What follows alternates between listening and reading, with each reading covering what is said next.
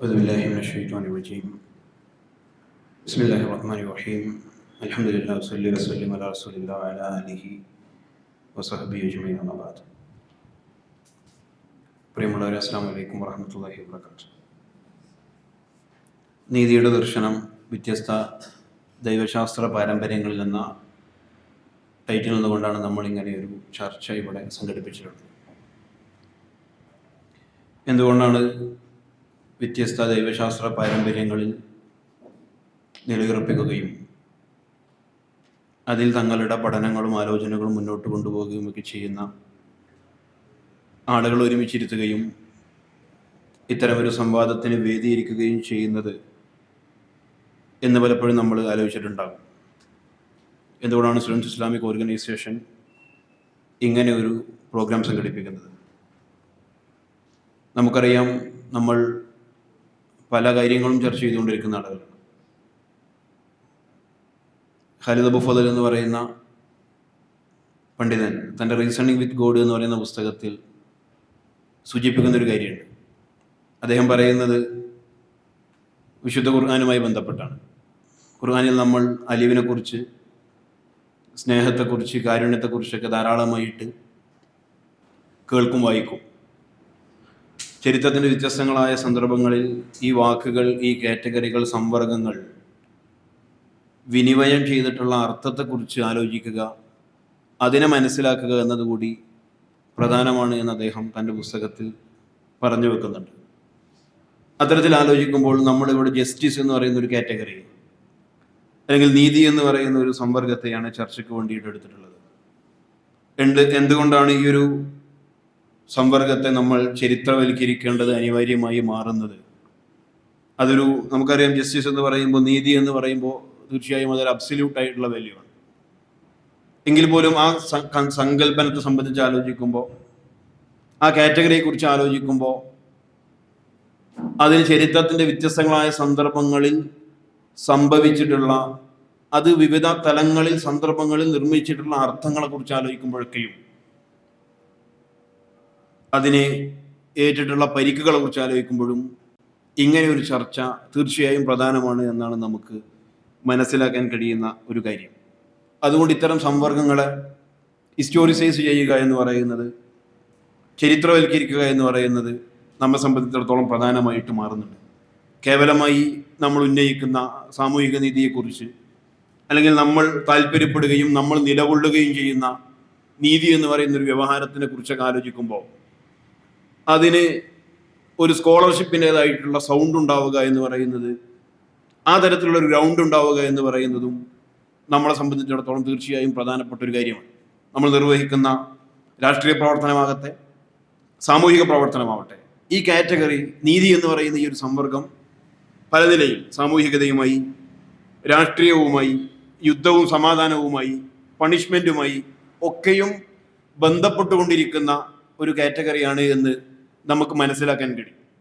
അതിനോട് ഇടപാട് സാധ്യമാക്കിയിട്ടാണ് നമ്മളൊരു അബ്സല്യൂട്ട് വാല്യൂവിനെ കുറിച്ച് സംസാരിക്കുമ്പോൾ തന്നെയും ആ വാല്യൂ സംസാരിക്കുന്നത്, ആ വാല്യൂ ഇടപെടുന്ന ഭൗമികമായ ഒരു മണ്ഡലത്തെക്കുറിച്ച്, ഭൂമിയിൽ ആ കാറ്റഗറി സാധ്യമാക്കുന്ന വ്യത്യസ്തമായ അർത്ഥങ്ങളെക്കുറിച്ച്, ഭൂമിയിൽ അത് നടത്തുന്ന സൂക്ഷ്മമായ ഇടപാടുകളെക്കുറിച്ച് തിരിച്ചറിയുക, മനസ്സിലാക്കുക എന്ന് പറയുന്നത് അടിസ്ഥാനപരമായി നമുക്ക് നിർവഹിക്കാൻ കഴിയേണ്ടുന്ന ഒരു കാര്യമാണ് എന്നാണ് സ്റ്റുഡൻസ് ഇസ്ലാമിക് ഓർഗനൈസേഷൻ അതുമായി ബന്ധപ്പെട്ടുകൊണ്ട് മനസ്സിലാക്കുന്നത്. നമുക്കറിയാം, പല നിലയിൽ നീതി എന്ന കാഴ്ചപ്പാടിന് സംഭവിച്ച പരിക്കുകൾ നമുക്ക് പ്രഭാഷണത്തിൽ ബഹുമാനായ റഹ്മാൻ സാഹിബ് സൂചിപ്പിച്ചതുപോലെ നമുക്കറിയാം. കൊളോണിയൽ ആധുനികതയുടേതായിട്ടുള്ളൊരു പശ്ചാത്തലത്തിൽ പോസിറ്റിവിസത്തിൻ്റെയൊക്കെ സ്വാധീനം മൂലം നീതിയെക്കുറിച്ച് നമ്മൾ എങ്ങനെയാണ് നീതിയെ നിർവചിച്ചത്, മനസ്സിലാക്കിയത് എന്നത് സവിശേഷമായ ചർച്ചയെ താല്പര്യപ്പെടുന്ന ഒരു വിഷയം തന്നെയാണ്. എങ്ങനെയാണ് നീതിയെ നമ്മൾ കൺസെപ്റ്റലൈസ് ചെയ്തിട്ടുള്ളത്, നീതിയെക്കുറിച്ച് നമ്മൾ എങ്ങനെയാണ് അതിനെ പെർസീവ് ചെയ്യുന്നത് എന്നൊക്കെയുള്ള ചോദ്യങ്ങൾ അവിടെ പ്രധാനമാകുന്നുണ്ട്. ആ അർത്ഥത്തിൽ ഈ സംവാദ സ്ഥലം എന്ന് പറയുന്നത് തീർച്ചയായും നമുക്കിതിനൊരു പോസ്റ്റ് റിലീജിയസ് എന്നോ പോസ്റ്റ് സെക്കുലർ എന്നോ വിശേഷിപ്പിക്കാൻ കഴിയുന്ന ഒരു ഇടമായിട്ട് നമുക്ക് ഇതിനെ മനസ്സിലാക്കാമെന്നാണ് വ്യക്തിപരമായി ഞാൻ കരുതുന്നത്. തീർച്ചയായും മതം എന്ന് പറയുന്ന ഒരു കാറ്റഗറിയെ കുറിച്ച് പലതരത്തിലുള്ള ലിമിറ്റഡ് ആയിട്ടുള്ള അർത്ഥങ്ങൾ കൽപ്പിച്ചു നൽകുകയും മതത്തെ തന്നെ നിർവചിക്കുകയും റെഗുലേറ്റ് ചെയ്യുകയും ചെയ്ത ഒരു ചരിത്ര സന്ദർഭത്തെയാണല്ലോ നമ്മളൊരർത്ഥത്തിൽ ആധുനികത എന്ന് വിളിക്കുന്നത്. മതത്തെ നിർവചിക്കുവാനുള്ള, മതത്തെ ഡിഫൈൻ ചെയ്യുവാനുള്ള അധികാരം മതേതരമെന്നും സെക്കുലർ എന്നും നമ്മൾ വിളിക്കാറുള്ള ഒരു സന്ദർഭത്തിന് ആ നിലയിലൊരു അധികാരം കൈവന്ന സന്ദർഭത്തെ കൂടിയാണ് നമ്മൾ, അല്ലെങ്കിൽ അങ്ങനെ ഒരു അധികാരത്തിൽ വന്നിട്ട് അതിൽ സംഭവിച്ച ബലതന്ത്രത്തെ, ഡൈനാമിക്സിനെയാണ് നമ്മൾ സെക്കുലറൈസേഷൻ എന്ന് ഒരർത്ഥത്തിൽ മനസ്സിലാക്കാറുള്ളത്, തിരിച്ചറിയാറുള്ളത്. അതുകൊണ്ട് ഈ ഒരു പ്രോസസ്സിനെ കുറിച്ച് ആലോചിക്കുമ്പോൾ അതെങ്ങനെയാണ് മതത്തെക്കുറിച്ച് സങ്കല്പനങ്ങളെ മുന്നോട്ട് വെച്ചത്, അതെങ്ങനെയാണ് മതത്തെക്കുറിച്ചുള്ള ഡെഫിനിഷനെ റെഗുലേറ്റ് ചെയ്തത് എന്നൊക്കെ നമ്മളെ സംബന്ധിച്ച് വളരെ പ്രധാനപ്പെട്ട ഒരു ചോദ്യമായിട്ട് അവശേഷിക്കുന്നുണ്ട്. അതൊരു ദൈവത്തിൻ്റെയും അല്ലെങ്കിൽ പരലോകത്തിൻ്റെയും മാത്രം പ്രശ്നമായി, അല്ലെങ്കിൽ അനുഷ്ഠാനപരതയുടെയും ആചാരത്തിൻ്റെയും മാത്രം പ്രശ്നമായി, മതത്തെക്കുറിച്ച് സിംബൽസിന്റെ പ്രശ്നമായിട്ട് മാത്രം മതത്തെക്കുറിച്ചുള്ള ആലോചനകളെ റെഗുലേറ്റ് ചെയ്ത് ആരായിരുന്നു, എന്തായിരുന്നു, ആ വ്യവഹാരം ലോകത്ത് തന്നെയും പല നിലയിൽ സാധ്യമാക്കിയിട്ടുള്ള ഇടപെടലുകൾ എന്തായിരുന്നു എന്നൊക്കെയും നമുക്ക് അതുകൊണ്ട് തന്നെ ആലോചിക്കുക എന്ന് പറയുന്നത് തീർച്ചയായിട്ടും പ്രധാനപ്പെട്ട ഒരു ആലോചന തന്നെയാണ്. അതുകൊണ്ടാണ് നമ്മൾ മതകീയതയുടേതായിട്ടുള്ള അന്വേഷണത്തെക്കുറിച്ച്, വ്യത്യസ്ത ദൈവശാസ്ത്ര പാരമ്പര്യങ്ങൾ, അവ എങ്ങനെയാണ് ജസ്റ്റിസിനെ കുറിച്ച്, അവ എങ്ങനെയാണ് സാമൂഹികതയെക്കുറിച്ച്, അവ എങ്ങനെയാണ് അതിൻ്റെ ആ ജസ്റ്റിസ് സാധ്യമാക്കുന്ന രാഷ്ട്രീയമായ ഇടപെടലുകളെ കുറിച്ചൊക്കെയും ചർച്ചകൾ മുന്നോട്ട് വെക്കുന്നത്, അത് എങ്ങനെയാണ് അവരുടെ ദൈവശാസ്ത്ര പാരമ്പര്യങ്ങളുമായിട്ട് കണക്റ്റഡ് ആയിട്ട് നിലകൊള്ളുന്നത് എന്നൊക്കെ നമുക്ക് അവിടെ ആലോചിക്കാൻ കഴിയുമെന്നതാണ്. പലപ്പോഴും നമുക്കറിയാം ദൈവത്തെക്കുറിച്ച് സങ്കല്പങ്ങളാണ് അടിസ്ഥാനപരമായി തിയോളജിയിൽ ഉള്ളത് എന്ന് നമുക്കറിയാം.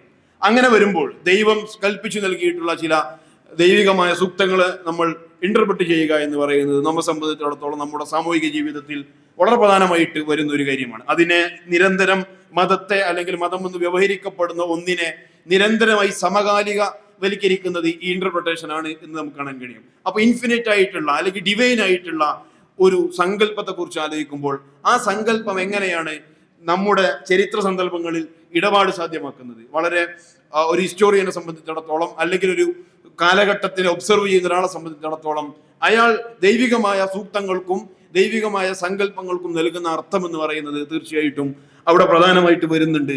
അതുകൊണ്ട് തന്നെ അതിന് നൽകുന്ന അർത്ഥം എന്ന് പറയുന്നത് സാമൂഹികതയെയും സാമൂഹിക നീതിയെക്കുറിച്ചും ഒക്കെയും വ്യത്യസ്ത തരത്തിലുള്ള പ്രതിഫലനങ്ങളും സാധ്യമാക്കാറുണ്ട്. അത് പല നിലയിൽ വലിയ അപകടങ്ങളിലേക്കും അതോടൊപ്പം അത് പല നിലയിൽ സൗഹാർദ്ദത്തിലേക്കും ഒക്കെ ക്ഷണിക്കുന്ന അവസ്ഥാവിശേഷവും സംജാതമാക്കാറുണ്ട് എന്ന് നമുക്കറിയാം. ആ നിലയിൽ നമ്മൾ ഇങ്ങനെ ഒരു സംവാദം സംഘടിപ്പിക്കുമ്പോൾ എങ്ങനെയാണ് നമുക്ക് ആത്മവിമർശനപരമായി തന്നെയുമുള്ള ഒരു കോ എക്സിസ്റ്റൻസിനെ കുറിച്ച്, നമ്മൾ സെൽഫ് ക്രിട്ടിക്കലായ ഒരു കോ എക്സിസ്റ്റൻസിനെ കുറിച്ച് നമുക്ക് എങ്ങനെ ആലോചന സാധ്യമാകും എന്നൊരാലോചന സവിശേഷമാകുന്ന അവിടെയാണ്. അതുകൊണ്ടാണ് നമുക്ക് ദൈവത്തെക്കുറിച്ചുള്ള ചർച്ചയും അതുപോലെ തന്നെ പ്രവാചകന്മാരെ കുറിച്ചും പരലോകത്തെ കുറിച്ചും ചർച്ചയൊക്കെ ഉണ്ടാകുമ്പോൾ തന്നെയും നമ്മൾ ഇങ്ങനെ ഒരു കാറ്റഗറിയെ കൂടി, ജസ്റ്റിസിനെ കുറിച്ച് കൂടി ചർച്ച ചെയ്യുന്നത് എന്ന് നമുക്ക് പറയേണ്ടി വരുന്നത്. അതുകൊണ്ടാണ് എന്തുകൊണ്ടാണ് നമ്മൾ ജസ്റ്റിസ് എന്ന് പറയുന്ന ഒരു കാറ്റഗറിയെ സവിശേഷമായി എടുത്ത് ചർച്ച ചെയ്യുന്നത്. അത് ചർച്ച ചെയ്യുന്നതിന്റെ കാരണം ആ കാറ്റഗറിയിലാണ് പലപ്പോഴും നമുക്ക് ഒരുമിക്കാൻ കഴിയുന്നത്. ആ കോസിന് വേണ്ടിയിട്ടാണ് പലപ്പോഴും നമ്മൾ ഒരുമിച്ച് സംസാരിക്കാൻ ആഗ്രഹിക്കുന്നത്. ആ കോസിനെ മുൻനിർത്തിക്കൊണ്ടാണ് പലപ്പോഴും നമ്മൾ മുന്നോട്ട് പോകാൻ ആഗ്രഹിക്കുന്നത്. ആ നിലയിലുള്ള ഒരു കോ എക്സിസ്റ്റൻസിനെ കുറിച്ച്, ആ നിലയിലുള്ള ഒരു സാമൂഹികമായിട്ടുള്ള അവസ്ഥാവിശേഷത്തെ കുറിച്ച്, ആ നിലയിലുള്ള ഒരു സെൽഫ് ക്രിട്ടിക്കൽ ആയിട്ടുള്ള ഒരു കോ എക്സിസ്റ്റൻസിനെ കുറിച്ചുള്ള ആലോചനകളെ കൂടി അത് സാധ്യമാക്കുന്നുണ്ട്. അതുകൊണ്ട് ഈ സ്വഭാവത്തിലുള്ള ചർച്ചകൾ തീർച്ചയായും നിരന്തരം നടക്കേണ്ടതുണ്ട് എന്നുകൂടി സ്റ്റുഡൻസ് ഇസ്ലാമിക് ഓർഗനൈസേഷൻ മനസ്സിലാക്കുന്നുണ്ട്. ഈ സംവാദത്തിൽ നമ്മളോട് സംസാരിക്കുവാൻ വേണ്ടിയിട്ട് എത്തിയിട്ടുള്ളത് ബഹുമാനായ ഫാദർ KM ജോർജ്. അദ്ദേഹം സോപാന അക്കാദമിയുടെ ഡയറക്ടറാണ്. അതോടൊപ്പം നമ്മളോട് സംസാരിക്കാൻ വേണ്ടിയിട്ടുള്ളത് കാലടി സംസ്കൃത സർവകലാശാലയിലെ അസിസ്റ്റന്റ് പ്രൊഫസറായിട്ടുള്ള ഡോക്ടർ അജയ് ശേഖറാണ്. അതോടൊപ്പം നമ്മളോടൊപ്പം സംസാരിക്കുന്നതിന് വേണ്ടിയിട്ട് എഴുത്തുകാരനും അതുപോലെ തന്നെ വാഗ്മിയുമായിട്ടുള്ള മുഹമ്മദ് ഷമീം നമ്മളോട് കൂടെയുണ്ട്. അതോടൊപ്പം ആക്ടിവിസ്റ്റും എഴുത്തുകാരനും ഒക്കെ ആയിട്ടുള്ള KK ബാബുലാൽ സാറ് കൂടി ഈ ഒരു സംവാദത്തിൽ നമ്മോടൊപ്പം ഇൻഷാ അല്ലാഹ് പങ്കുചേരും. എല്ലാവരെയും ഈ ഒരു പ്രോഗ്രാമിലേക്ക് ഏറ്റവും ആദരവോടുകൂടി സ്വാഗതം ചെയ്യുകയാണ്. നമ്മളെ അഭിസംബോധന ചെയ്ത് സംസാരിക്കുന്നതിന് വേണ്ടിയിട്ട് ക്രൈസ്തവ പാരമ്പര്യത്തിലെ സാമൂഹിക നീതിയുടെയും നീതി ദർശനത്തിൻ്റെയും ഒക്കെ കാഴ്ചപ്പാടുകളെ വിശദീകരിച്ചുകൊണ്ട് നമ്മോട് സംസാരിക്കുന്നതിന് വേണ്ടിയിട്ട് ബഹുമാനായ ഫാദർ KM ജോർജിനെ ക്ഷണിച്ചുകൊണ്ട് ഞാൻ എൻ്റെ വാചകങ്ങൾ ഉപസംഹരിക്കുകയാണ്. വാഹിർ ദഅ്വാന അൽഹംദുലില്ലാഹി റബ്ബിൽ ആലമീൻ. അസ്സലാമു അലൈക്കും വറഹ്മത്തുള്ളാഹി വബറകാതുഹു.